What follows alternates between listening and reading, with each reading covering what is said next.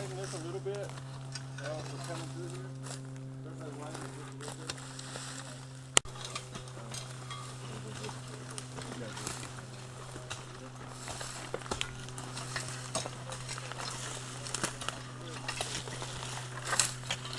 I'll try to prove working right through here.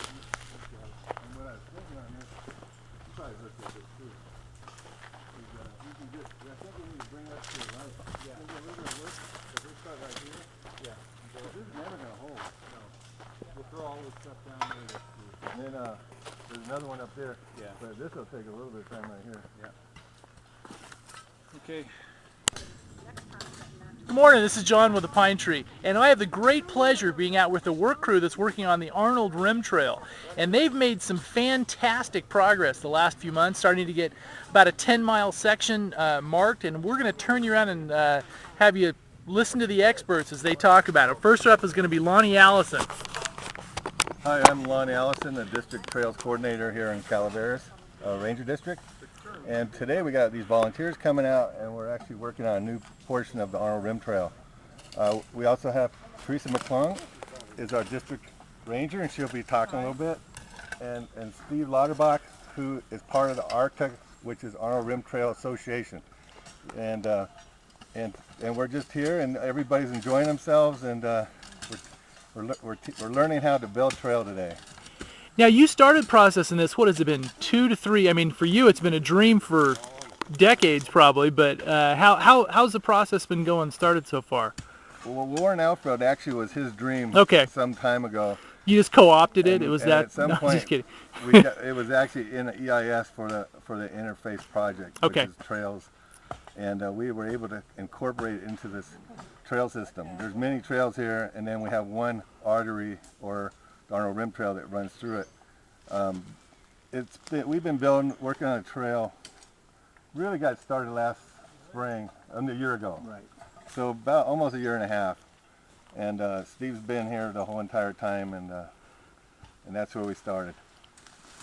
Now, I guess this first section. Tell people a little about this first section now. That's pretty well, it's almost usable. So. Oh well, the first 10 miles is very usable. Okay. It's completely signed. You might take a picture of the sign later on, and with an arrow. We would like people to go to the Calaveras Ranger Station in Hathaway Pines, get a map, and then follow the map and the symbols, and you'll be able to start at Sheep Ranch Road or the Logging Museum or vice versa, and actually be able to travel the entire 10 miles. Very nice. Very well marked, and we're working on it right now. Actually, the trail's pretty good already, but we're improving it right now. Oh yeah. Making it a little wider and making it more user-friendly for motors.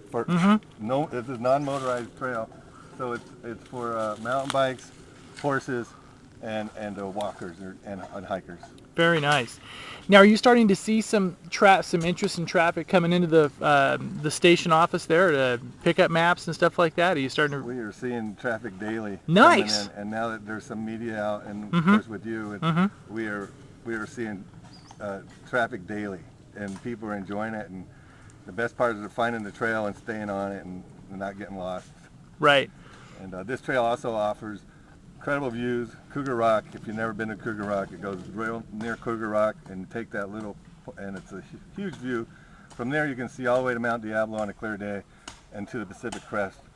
So I mean, that's probably 200 miles of area you can actually see from there. Wonderful.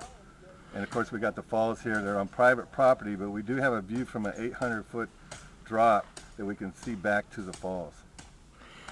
Very nice. Forest Service land. Okay.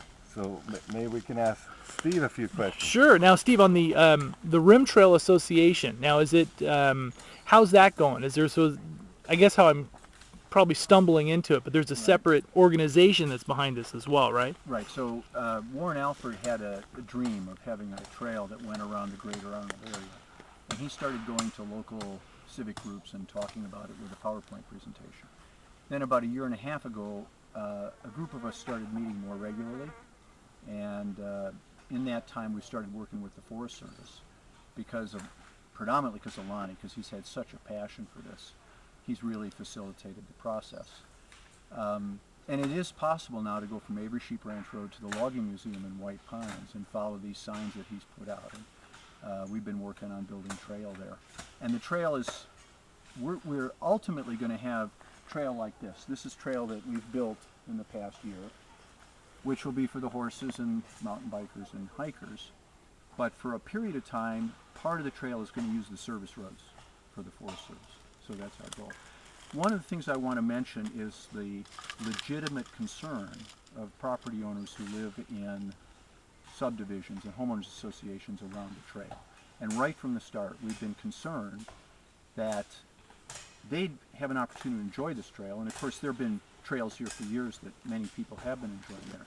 But we want to make sure that we don't increase traffic in their subdivisions. So right from the start, we've been meeting with their boards of directors, inviting them to come talk with us. And we're not going to have any literature that shows any of the access points from the homeowners associations. All of the parking areas in the public literature is going to have parking areas that are in public areas on the Forest Service property or in communities, not in the homeowners association. Right. Now, for example, like at the logging museum there, now won't there eventually be a tie-in to Cedar Center as well? Is that, or is that still a little bit? Sorry, You want to answer that one, Teresa? Well, we're working on trying to get a tie-in, working with the county. The county had a grant that they were going to make available to us, and I'm not sure that we really know the status of it right now. We haven't heard from them, so it's kind of in limbo. So call your supervisor and Marie DeCal. call. Yeah. Yeah. We are really hoping for that. It's very important because it will actually have a trail from the middle of the trail system. And Cedar Center is very interested in having people park there, as well as the logging museum is enjoying parking there. Now people are knowing that there's a logging museum there. A lot of people, for whatever reason, didn't realize it. Right. Well, I want to say thank you for what you guys are doing. It's pretty incredible. It's nice to see it, from the talking stages to it's usable. You got a big chunk of it usable and everything. It's very cool. One thing I would say is that, this is the first 10 miles of trail, and ultimately we have a vision for 30 plus miles. But it's important to note that almost all of it will be on public land, either in U.S. Forest Service land or in Calaveras Big Tree State Park. And we've just started meeting with the folks at Calaveras Big Tree State Park, their ranger and their chief maintenance officer, who's responsible for trails, started meeting with us, and they're keen about the idea. But of course, we understand that if we do put a trail through their property, it's going to have to coordinate with their general plan and be congruent with it.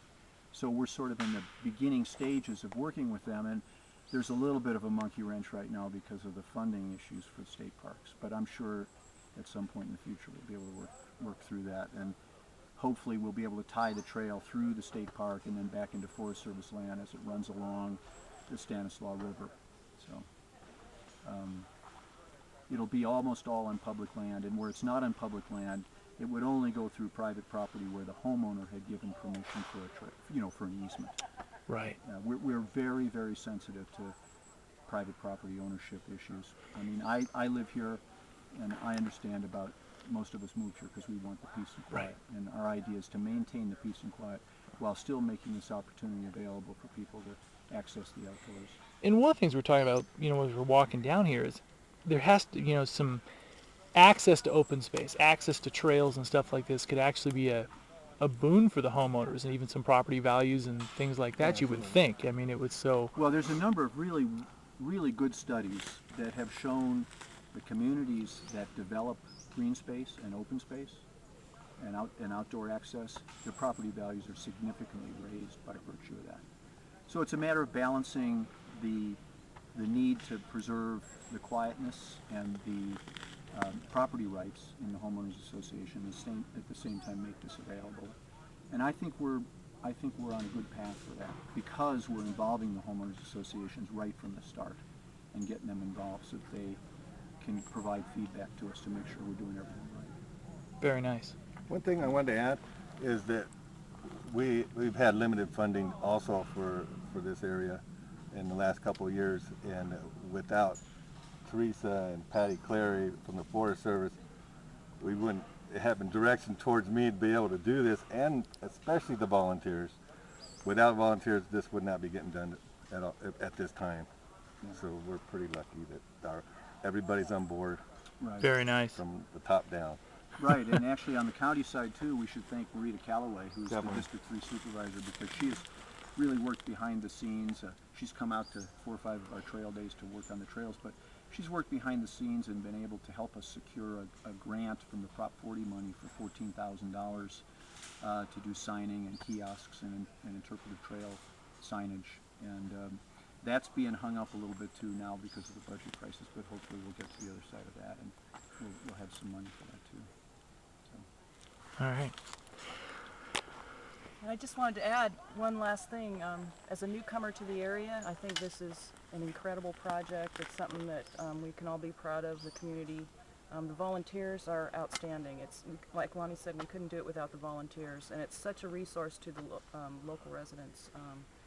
It's unique, and it's a wonderful project that we're working on, and we sure appreciate all the support and help we've been getting.